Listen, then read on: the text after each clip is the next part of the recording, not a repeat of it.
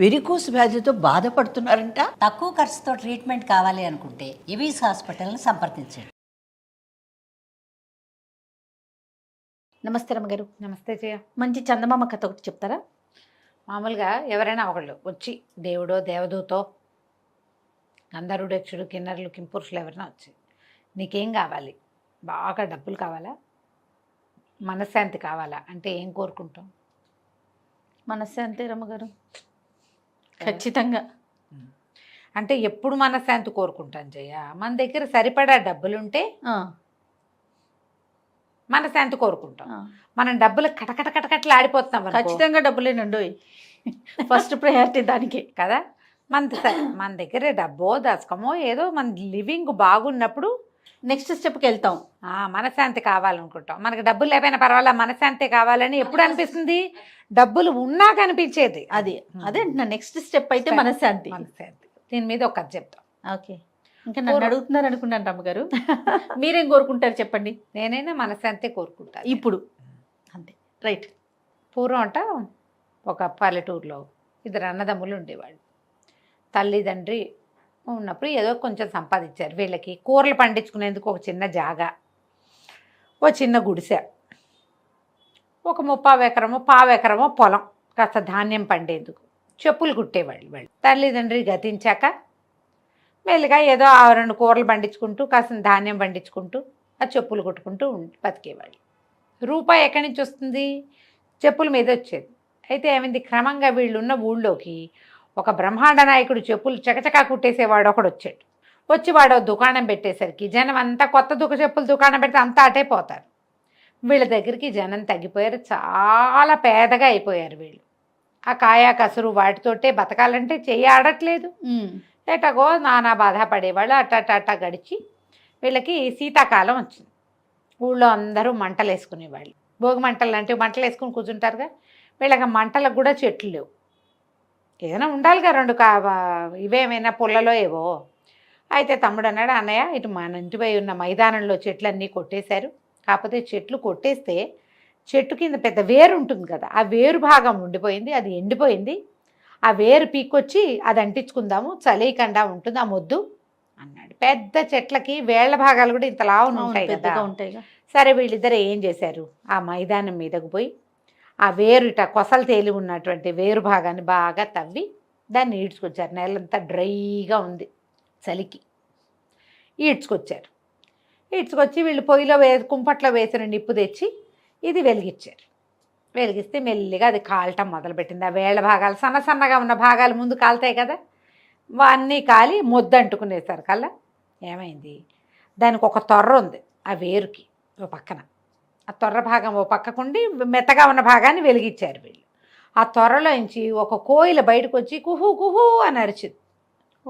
అరిచేసరికి తెల్లబేరు, ఏమిటిది ఇక్కడ ఆ వేరులో ఉంది పడుకున్నది. ఆ వేరు ఇట్లా పై భాగంలో ఉంది, వీళ్ళు కింద నుంచి తవ్వారు. అడుగున డ్రైగా ఉన్న మెత్తటి సన్నవేళ్ల భాగాలు అంటించారు. త్వరలోంచి బయటకు వచ్చాక అటు ఇటు చూసి, ఏమిటిది, ఏం కాలం బాబు అని అడిగింది. అడిగేసరికల్లా కోయిలతో ఈ అన్నదమ్ములు ఏం చెప్పారు, ఇది కార్తీక మాసం. దేని ఋతువు అని అడిగితే కార్తీక మాసం అనేసరికల్లా, అయ్యో అలాగా, వేడిగా ఉండేసరికి ఎండాకాలం వచ్చేసిందని కూసాను. మీరు మంట పెట్టారు కాబట్టి వేడొచ్చినట్టు, వేడెక్కింది కదా దిమ్మ. అయ్యో నేను ఎండాకాలం దాకా తలదాచుకోవాలి నా బాబు, నన్ను ఎక్కడైనా ఉంచుకుంటారా అనేసరికల్లా వీళ్ళేమన్నారు, 4 ఈ తాటాకులు ఇవి ఉంటాయి కదా, కమ్మలు అవి దూర్చి ఉన్న చూరులో, ఈ చూరులో వెచ్చగా ఉంటుంది, అందులో పడుకో అని చెప్తే ఆ చూరులో పడుకుని నిద్రపోయింది కోయిల. అది ఈ కార్తీకం నుంచి మళ్ళీ చైత్రమాసం వచ్చేదాకా అక్కడే పడుకుంది. చైత్రమాసం వచ్చాక లేచి బాబు నేను దేశాటనకి వెళ్ళిపోతాను, మళ్ళీ కలుస్తాను, మీకు ఏమన్నా తెచ్చిపెట్టమన్నారా, ఏమైనా సహాయం చేయనా, మీ వల్ల ఆ త్వరలోంచి బయటకు వచ్చి నేను ఇంట్లో దాక్కున్నాను అన్నది. అనేసరికల్లా వాళ్ళ అన్నయ్య అన్నాడు, అమ్మ ఏం తెస్తావు మాకు, నువ్వు దేశం అంతా తిరుగుతావు కదా ఈ కూసుకుంటూ, ఎక్కడైనా ముత్యాలు కానీ రత్నాలు కానీ వజ్రాలు కానీ కనపడితే చెరుకోటి తెచ్చిపెట్టు, వాటితో అయినా మా బతుకు బాగుపడుతుందేమో అన్నాడు. అనేసరికల్లా ఈ కోయిలంది, దాన్నే ఉంది, నేను దేశం అంతా తిరుగుతాను, కానీ ఈ వజ్రాలు ముత్యాలు ఎక్కడుంటాయి అక్కడికి వెళ్ళను, నేను చెట్ల మీదకే వెళ్తా. కాకపోతే నేను వెళ్ళే చెట్లలో 2 విచిత్రమైన చెట్లు ఉన్నాయి. ఒక చెట్టు ఎప్పుడు పచ్చగానే ఉంటుంది. అది ఆకులు ఎండాక దాని ఆకులు మొదట బాగా పచ్చబడి ఆకులు ఎండాక పూర్తి బంగారంగా మారిపోతుంది ఆకు. ఓ ప్యూర్ గోల్డ్. పండి ఎండాలి, చెట్టు మీదే పండి చెట్టు మీదే ఎండి కింద రాలిన ఆకు బంగారపు ఆకుగా మారుతుంది. అది ఇంకో చెట్టు ఉంది, అది సంవత్సరం అంతా పచ్చగానే ఉంటుంది దాని ఆకు. ఆ చెట్టు ఎవరి దగ్గర ఉంటుందో ఆ ఆకు వాళ్ళకి చీకు చింత ఉండదు అనేసరికల్లా ఈ పెద్దన్న అయినాడు, ఆ ఎండిపోయి రాలిపోయిన బంగారపు ఆకు ఒకటి తెచ్చిపెట్టమ్మా కోయిలమ్మ, నా బతుకు బాగుపడుతుంది అంటే తమ్ముడు అన్నాడు, ఆ పచ్చగా ఉండే ఆకు ఒకటి తేవా, చీకు చింత ఉండనన్నావు కదా, ఆ ఆకు పట్టుకురా అన్నాడు. కోయిలు వెళ్ళిపోయింది. ఎండాకాలం అంతా తిరిగి వానకారు వచ్చేసరికల్లా కోయిల తిరిగి వచ్చేసి వీళ్ళ సూట్లో దూరుతూ 2 ఆకులు పట్టుకొచ్చింది. ఒకటి బంగారపు ఆకు, రెండోది ఆకుపచ్చటి ఆకు.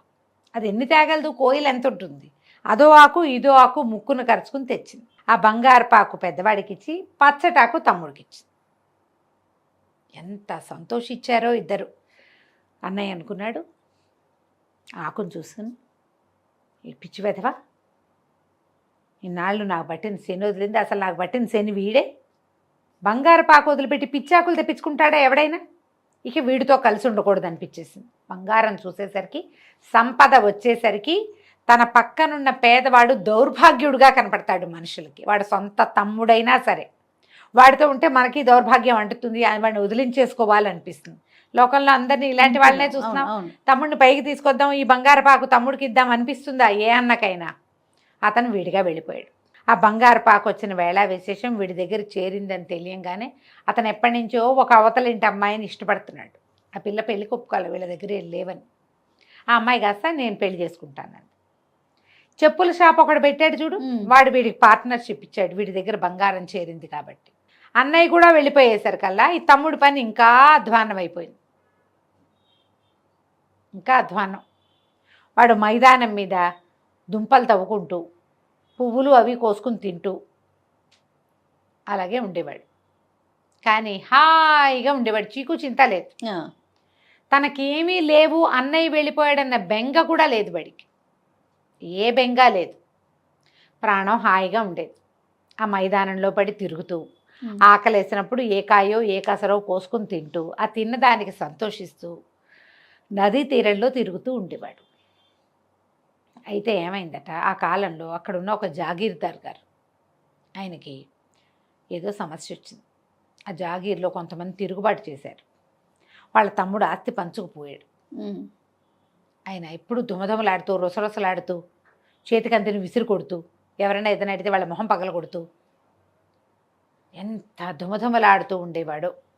అయితే ఒకనాడు ఆయన ఈ మైదానం మీద వ్యాహ్యాలకి వెళ్ళి ఆ నదిగా ఒడ్డున కూర్చునున్న తమ్ముడితోటి కాసేపు మాట్లాడాడు.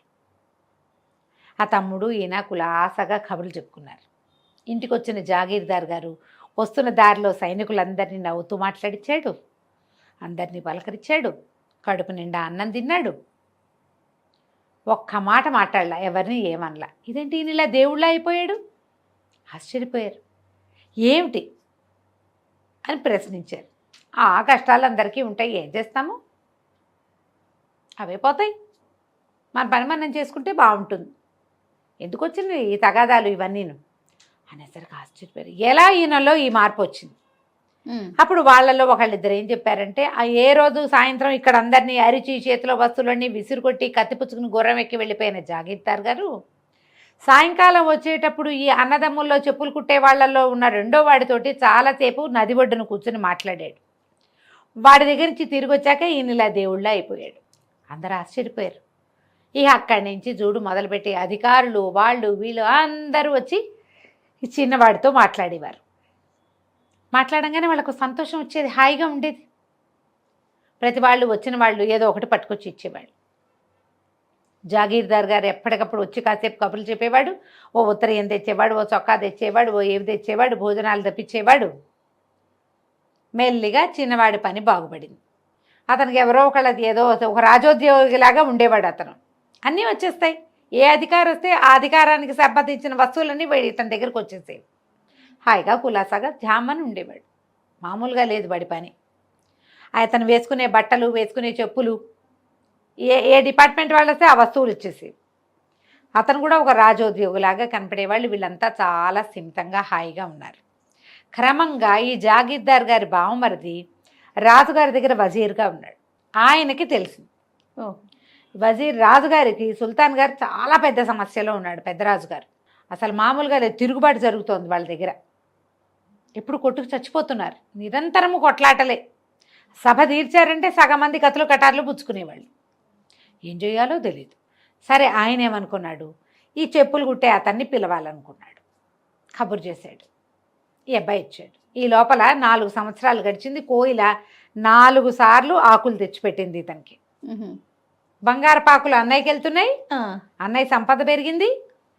ఈ చీకు చింత లేని వాడికి పచ్చటాకులు చేరుతున్నాయి. ఇతను ఏం చేశాడు, ఈ తమ్ముడు తన దగ్గర ఉన్న పాత కంబళిలో ఈ ఆకుల్ని 4 ఆకుల్ని పచ్చటాకుల్ని పెట్టి అటు ఇటు కుట్టేసి దాన్ని భుజాన వేసుకుని తిరిగేవాడు. అతను ఎక్కడికి వెళ్తే అక్కడ హాయిగా ఉండేది. ఎవరికి కొట్లాట్లు ఉండేవి కాదు, ఎవరు తిరగబడేవాళ్ళు కాదు, మంచి మాట చెప్తే వినేవాళ్ళు, కలిసి భోజనం చేసేవాళ్ళు, సాయిదా ఫాయిదాగా పోయేవాళ్ళు అందరూ.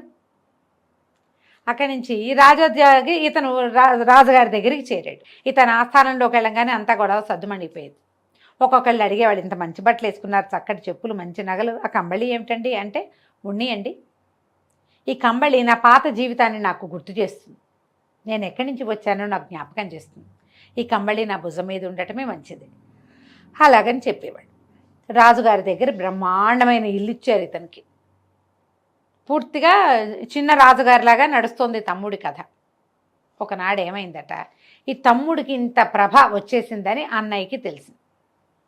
బంగారం చేరిన ఎవరి దగ్గర ఆస్తులు చేరతాయో వాడికి గ్రీడ్ పెరుగుతుంది. ఈర్ష్య, అసూయ. మనకే ఉండాలి, వాడికి ఉండకూడదు, మనమే ఇంకా గ్రాండ్గా ఉండాలి అలా అనిపిస్తుంది. భార్యతోటి ఏం చెప్పాడంటే, మా ఏదో 4 పిచ్చాకులు సంపాదించిన వాడికే ఇంత పేరు వస్తే నాకెంత రావాలి, బంగారాకులు సంపాదించిన వాడికి. నేను రాజుగారి దగ్గరికి వెళ్ళి ఇంకా గొప్ప పేరు సంపాదించుకుంటా, పద వెళ్దాం మనం అని భార్యను పుచ్చుకుని బయలుదేరాడు. వీళ్ళు బోల్డని సామాన్లు గీమాన్లు అన్నీ తెచ్చుకున్నారు. ఒక దారి వెంబడికి వెళ్తున్నారు. వాళ్ళు ఎక్కడికో మాయం వెళ్ళిపోయారు కదా. తమ్ముడికేమో రాజుగారి ఆస్థానం నుంచి గుర్రాలు అవి వచ్చినాయి. అన్నయ్యకి ఏం రాలే, తనే సొంత కత్తు మీద, సొంత పూచి కత్తు మీద బయలుదేరాడు. ముందుకెళ్ళే కొంతకి తీసుకెళ్ళిన ఆహారం అయిపోయింది. కటకట్లాడుతున్నారు తిండికి. ఏ పూట కాపూట వెతుకులాటగా ఉంది, డబ్బులున్నాయి. అయితే ఏమైంది, ఒక అడవిలో ఒక చోట విశ్రమించారు వీళ్ళు. విశ్రమిస్తే వీళ్ళకి ఒక ఆవిడ, ఒక చక్కటి ఆవిడ బుట్టతోటి ఆహారం తెస్తూ కనపడింది. ఎవరు ఏమిటి అని పలకరించారు. నేను రాజుగారి దగ్గరికి వెళ్తున్నాను బాబు, ఏవో కొన్ని ఆహార పదార్థాలు తీసుకెళ్తున్నాను, మీరు కూడా ఏమన్నా రుచి చూస్తారు ఏమిటి అని పెట్టింది. తిన్నారు. అక్కడి నుంచి వేడి వేడి పాయసం ఉంది, ఈ పాయసం పుచ్చుకోండి, ఆహారం పూర్తవుతుందని ఈ రొట్టెలు కూర అన్నము కాకుండా చెరుకో కప్పు పాయసం పోసిచ్చింది. పాయసం తాగి ఇద్దరు ఒళ్ళు తెలియకుండా పడుకునేశారు భార్యాభర్త. అందులో మత్తు మందు కలిపింది. ఈవిడేం చేసింది, ఫుల్గా లూటీ చేసేసింది వీళ్ళని. వీళ్ళ దగ్గర వస్తువులు ఉన్నాయి ఈవిడ, ఎందుకంటే డబ్బు కలిగి ఉన్నాడు అతను. చెప్పులతో సహా లాగేసింది, అన్నీ బుట్టలో సర్దేసింది. ఏ బుట్టలో ఆహారం తెచ్చిందో అందులో వీళ్ళ వస్తువులన్నీ సర్దేసింది. ఇంతలో ఏమైంది, ఆవిడ కొడుకు వచ్చాడు, ఒక 10-12 ఏళ్ళ వాడు. వాడిని అడిగింది, ఏరా ఊళ్ళో ఏం దొరికిందిరా అబ్బాయి నీకు, ఇక్కడ వీళ్ళు దొరికారు, వీళ్ళని లూటీ చేసేసాను, ఏం దొరికిందంటే, అమ్మాయి ఏం దొరకలేదే, ఈ రాజుగారి భవనం పక్క నుంచి వెళ్తుంటే ఎవరో కిటికీలోంచి ఒక కంబళి బారేశారు, సరే కంబళి వెచ్చగా ఉంటుంది కదా అని అది పుచ్చుకొచ్చానే అన్నాడు. ఈవిడేం చేసిన, పాత కంబళి మనకెందుకురా, వీళ్ళ దగ్గర నుంచి అన్నీ లాగేసాం, వీళ్ళ మొహాన్ని బారేద్దాం దీన్నని ఆ కంబళి ఎత్తి ఈ అన్నయ్య మీద విసిరేసి బుట్ట ఎత్తి పుచ్చుకొని కొడుకు ఆవిడ వెళ్ళిపోయారు. అన్నయ్య నిద్రలేచి చూసుకున్నాడు, చెప్పుల దగ్గర నుంచి ఏమీ లేవు. భార్య నిద్రలేచింది, ఏమిటండి అన్నీ పోయినట్టున్నాయి అంది.